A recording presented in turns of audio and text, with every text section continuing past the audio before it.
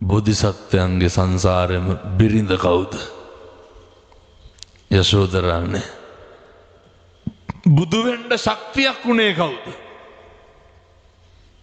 බිරිඳ. මේ දෙන්න එකට පතන්න ඇති, දෙන්න එකට ප්‍රාර්ථනා කරන්න ඇති. මොකක්ද? නිවන් දකින්නකම් මේ ගමන එකටම යමු කියලා.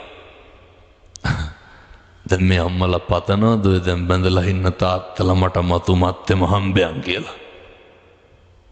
අතුරෙකුටවත් එපා කියයි.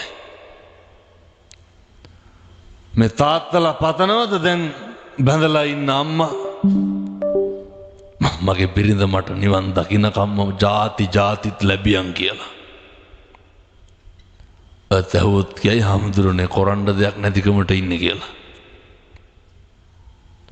එහෙම කලකිරීමකින් සසර ගනුදෙනුව ඉවර කරන්න බෑ සුබවාදී විදිහට.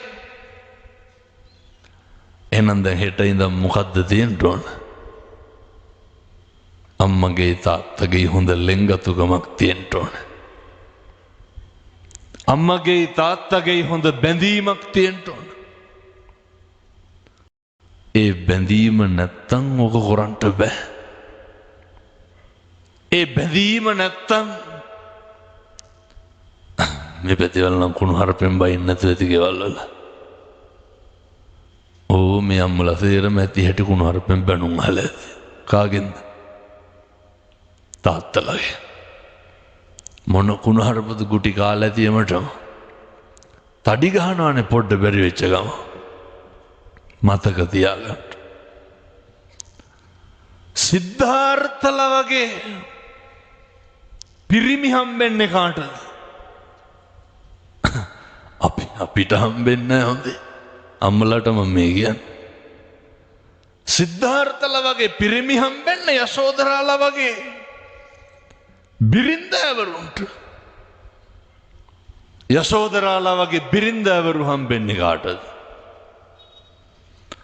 සිද්ධාර්ථලා වගේ පිරිමින්ට.